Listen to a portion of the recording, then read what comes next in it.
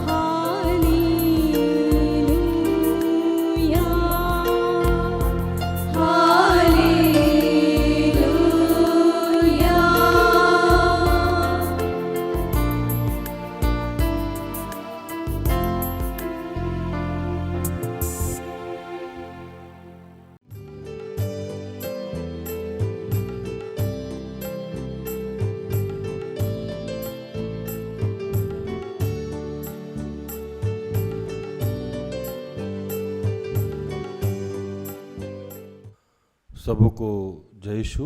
यीशु सहाय। आज जो वचन मिला है हम लोगों को, व्यवस्था विवरण, विधि विवरण 1:11, नीति वचन, सुक्ति ग्रंथ 18:10। तुम्हारे पितरों का परमेश्वर तुमको 1000 गुना और भी बढ़ाए और अपने वचन के अनुसार तुमको आशीष भी देता रहे।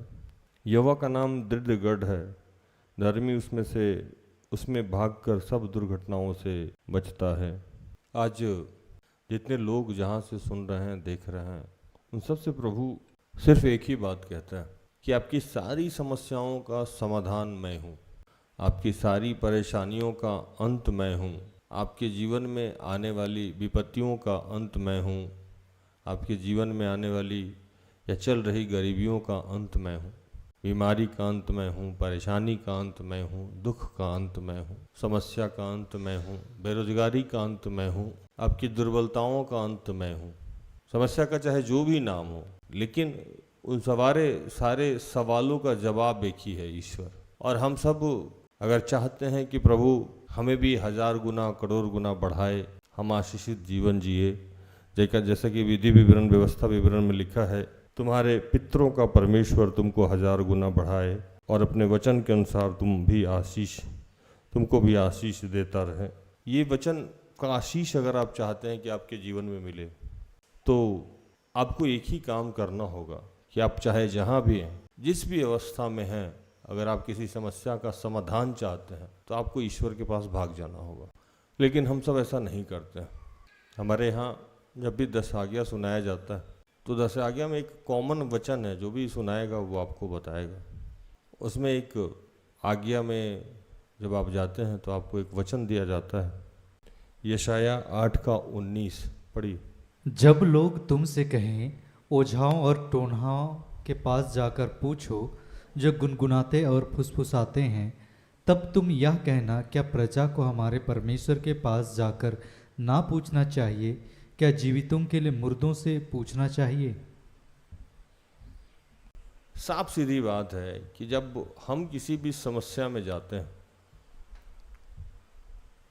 किसी भी विपत्ति में जाते हैं, तो हम सबसे पहले हमको जीवित परमेश्वर के पास भाग के जाना चाहिए। और हम जानते भी हैं कि वो कार्य भी करता है, बीते समय में कार्य किया भी।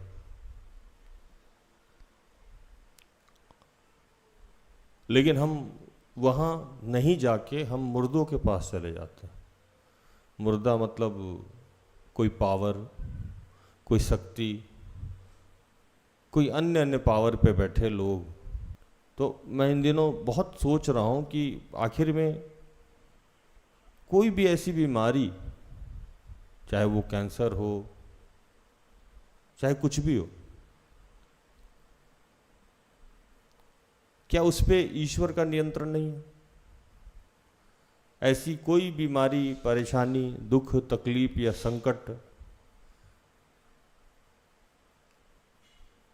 जो ईश्वर से परे हो, क्या उस पे ईश्वर काम नहीं कर सकता है? या उस ईश्वर का उस पे निदान नहीं हो सकता? तो जब भी किसी के जीवन में कोई समस्या आए, दुख आए, तकलीफ आए, तो उसको सबसे पहले कहाँ जाना चाहिए? ईश्वर के पास जाना। लोग ये काम नहीं करता।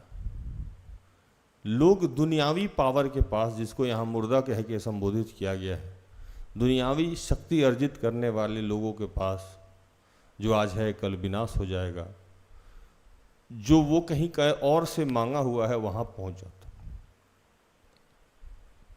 लेकिन आप अगर धर्मी हैं, अगर आप ईश्वर को मानने वाले लोग हैं, तो आपको इस चीज से परे रहना चाहिए, आपको इस चीज से अलग रहना चाहिए। तभी जाके आपका विकास होगा, तभी आपके जीवन में आशीष आएगा। और यही बात मूसा व्यवस्था विवरण 1:11 में अपने लोगों को समझा रहे थे। तुम्हारे पितरों का परमेश्वर तुम्हें 1000 गुना क्या करोड़ गुना और बढ़ाएगा। पीछे जो स्थिति तुमने देखी थी कि जब तुमको मिस्र से निकाला गया था, तो जंगल में तुम्हारे वस्त्र पुराने नहीं हुए, तुम्हारे जूते छोटे नहीं पड़े, तुमको मन्ना खिलाया गया, रोशनी का प्रबंध कराया गया, छाँव का प्रबंध कराया गया, नॉनवेज का प्रबंध कराया गया। अब तुमको करना कुछ नहीं है, अब करना कुछ नहीं है, बस तुमको जो शिक्षाएं, आज्ञाएं, जो 10 आज्ञाएं मूसा को मिली थी उसी पे जोर दे रहे थे, और मुख्य जोर वो पहले नियम पे दे रहे थे। पहले नियम पे जोर दे रहे थे कि आप ईश्वर के विरुद्ध कोई काम नहीं करें। और वो जो बहुत जोर दिए थे वो था 6 का 5 और 6। तू अपने परमेश्वर यहोवा से अपने सारे मन और सारे जीव और सारे शक्ति से प्रेम रखना, और ये आज्ञाएं जो मैं आज तुमको सुनाता हूँ वे तेरे मन में बनी रहें। अभी इंसान की एक प्रवृत्ति हो गई है कि अभी हम सब लोग ईश्वर को मानते हैं, नो डाउट, नहीं मानते रहते तो आप यहां जुड़ते नहीं, लेकिन मेरा मानना है कि मानते नहीं। और इस बात को मैंने आज नहीं, बहुत साल पहले जब मैं जवान हुआ करता था तभी लिखा था डायरी में कि ये बात सत्य है कि ईश्वर है, सब जानते हैं, सब मानते हैं, लेकिन आम जीवन में वो व्यवहार ऐसे करते हैं जैसे वो नहीं है। क्या हमारे जीवन में जब समस्या आती है तो सबसे पहले हम ईश्वर के पास जाते हैं? नहीं जाते हैं। कैसे जाएंगे? ईश्वर कहाँ दिखता है? ईश्वर है ही नहीं। किताब में जो ईश्वर है वो दिखता नहीं है, वेदी में जो ईश्वर है वो दिखता नहीं है, क्रूस में जो मरा हुआ यीशु है वो दिखता नहीं है, कब्र से जो निकला हुआ यीशु है वो दिखता नहीं। आदमी बहुत प्रैक्टिकल हो गया। किसी को समय नहीं दीजिए तो मेरे पापा, मेरे पति, मेरी पत्नी प्यार नहीं करते। अरे कौन सा ऐसा प्यार है कि दिन भर जताना ही पड़े तभी प्यार समझ में आएगा। इस प्यार का क्या मतलब है कि सारा दिन बोले हम प्यार करते हैं, प्यार करते हैं, प्यार करते हैं। ईश्वर का एक नेचर है जो आप लोगों को समझना चाहिए। ईश्वर कभी भी ये नहीं कहता है कि मैं ईश्वर हूं और मैं ये कर दूंगा। वो आपको प्रमाण नहीं दे सकता है कि मैं हूं। क्यों देगा? आपको मानना है मानिए, नहीं मानना है मत मानिए। और ईश्वर में एक और जो आदत है जो लोगों को समझ जाना चाहिए, ईश्वर उन्हीं के जीवन में काम करता है जब वो समझ जाएगा कि ये सचमुच मेरे ऊपर डिपेंडेंट है। अगर उसको लगा कि उसका ऑप्शन आप लेके चल रहे हैं तो समझ लीजिए ईश्वर आपके जीवन में काम नहीं करेगा। मूसा वहां बड़े प्यार से समझा रहे थे कि आपके जीवन में एक ही काम होना चाहिए जो मैंने आपको बताया कि अपने संपूर्ण मन से ईश्वर को मानिए। और आज नीति वचन 18 के 10 में यही कहा जाता है कि आप भाग के कहां पहुंच जाइए? ईश्वर के पास। वो आपका दृढ़ गढ़ है। ऐसा गढ़ का मतलब हो सुरक्षा, ऐसा सुरक्षा है, ऐसा एक नगर है जहां आपका कुछ भी बाल बांका नहीं हो सकता। एक बहुत साधारण सी बात मैं आज बताऊं, अगर आप समझ गए तो बहुत समझदार हो जाएंगे, समस्या खत्म हो जाएगी। तो हम लोग करते क्या है कि जैसे ही हमारे जीवन में थोड़ा सा रिलैक्स होते हैं हम लोग, तो सबसे पहला हम अपने आप को बुद्धिमान समझने लगते हैं, हम अपने आप को ज्ञानवान समझने लगते हैं, हम अपने आप को धन्यवान समझने लगते हैं। और हम किसी भी चीज में सलाह लेना, भाग के जाना तो बहुत दूर है। जो मैंने आज वचन आपको सुनाया कि क्या आपको जीवित परमेश्वर से राय नहीं लेना चाहिए। राय तो तब लीजिएगा ना जब वहां जाइएगा। यशाया 8 का 19 वचन जो मैं पढ़ रहा था। और राय लेने का मतलब होता है कि झुकना पड़ता, कि दुख में सुमरन सब करे। किसमें? दुख में। दुख में सुमरन सब करे, सुख में करे न कोई। जो सुख में सुमरन करे तो दुख काहे को हो।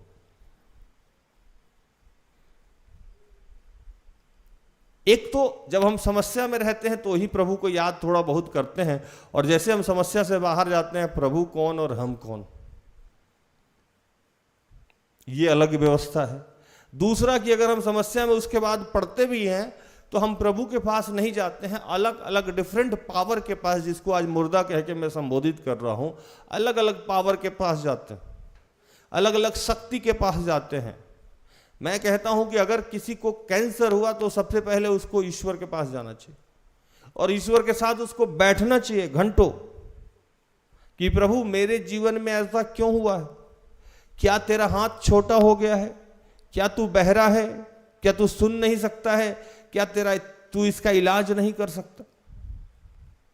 अगर आप गरीबी में हैं तो आपको ईश्वर के पास जाना चाहिए कि तूने कहा था कि सोना मेरा है, चांदी मेरा है,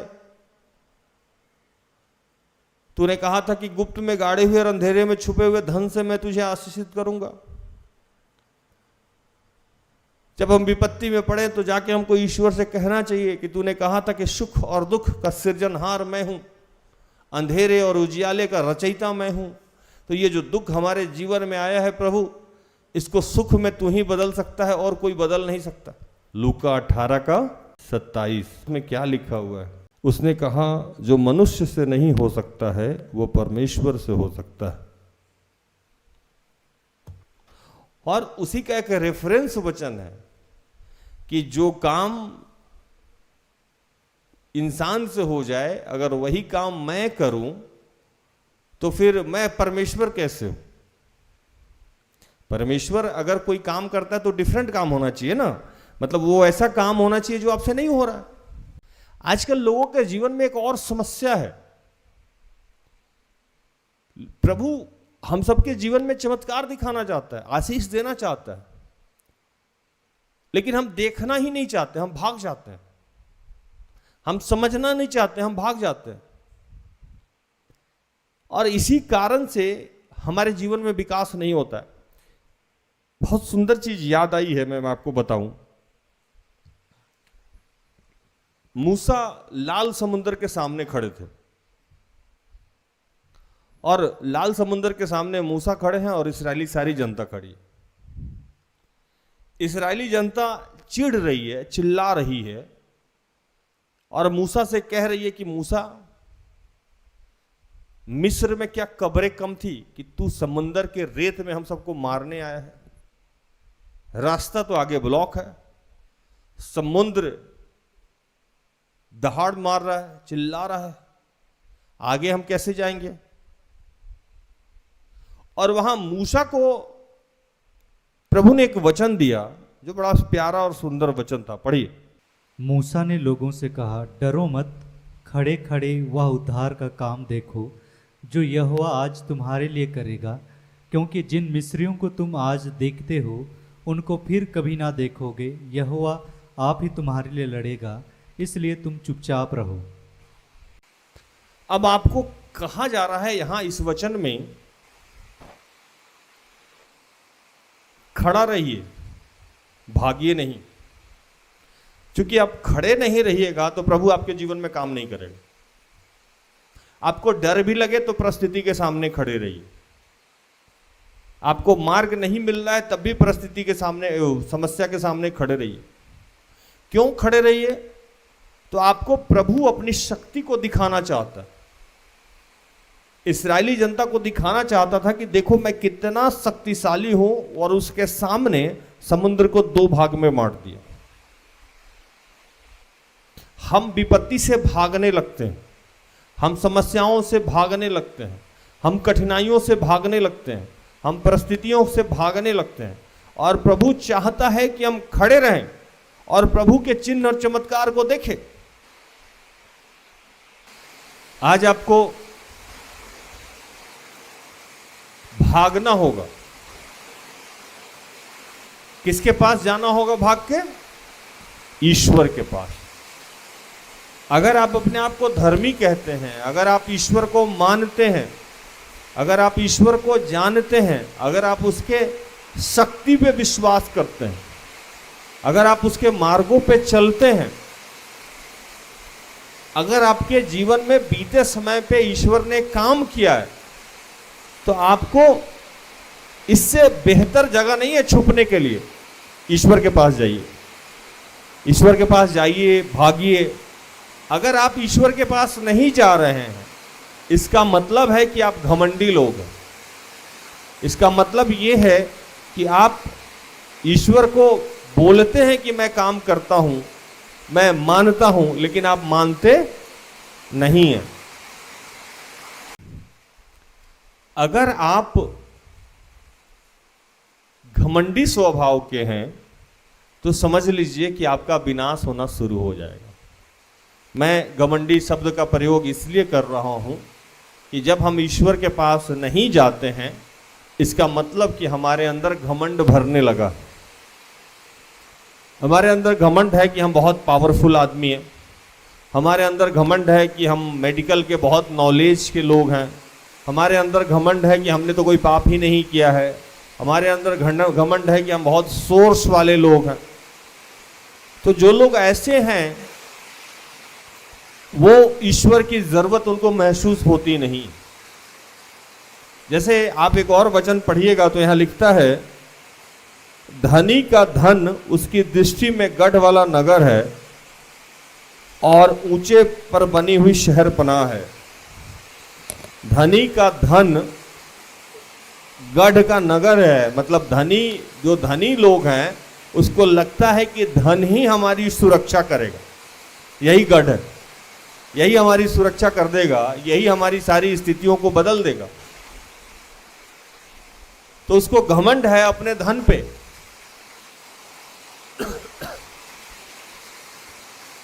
हालेलुया। तो आज आपको प्रभु कह रहा है कि अगर आप चाह रहे हैं कि 1000 गुना, करोड़ गुना और आगे बढ़ें, तो आपको हर परिस्थिति में ईश्वर के पास जाना होगा। अगर आप ईश्वर के पास भाग के नहीं जा रहे हैं, इसका मतलब आप घमंड हैं, घमंडी हैं। और घमंड अगर आ रहा है तो विनाश तो निश्चित है। अगर आप ईश्वर के पास जा रहे हैं तो इसका मतलब आप विनम्र हैं, और विनम्र हैं तो इसका मतलब महिमा आपके जीवन में होने ही वाली है। प्रभु इन सारे वचनों से आप सबको और मुझे भी आशीषित करे, आमीन। आइए हम आखिरी प्रार्थना में जाएंगे।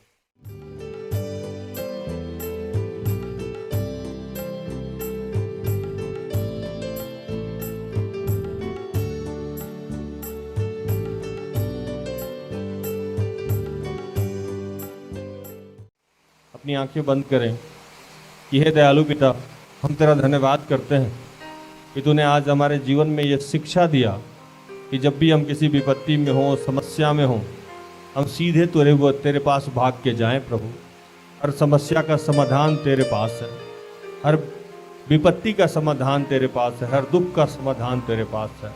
ये सारी शिक्षा तूने आज हमको दिया है। हम अपने जीवन से जुड़े हर बात, हर कार्य को, हर लोग को तेरे हाथों में समर्पित करते हुए इन तमाम प्रार्थना को प्रभु यीशु के जीवित और पवित्र नाम से मांगते हैं। दया से सुन और स्वर्ग के राज में ग्रहण कर, आमीन।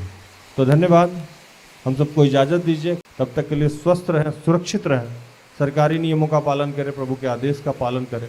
जैसा मैं रोज़ कहता हूँ कि हम सब में बहुत सारी दुर्बलताएं हैं, कृपया हमें क्षमा करें और हमारे लिए प्रार्थना करें।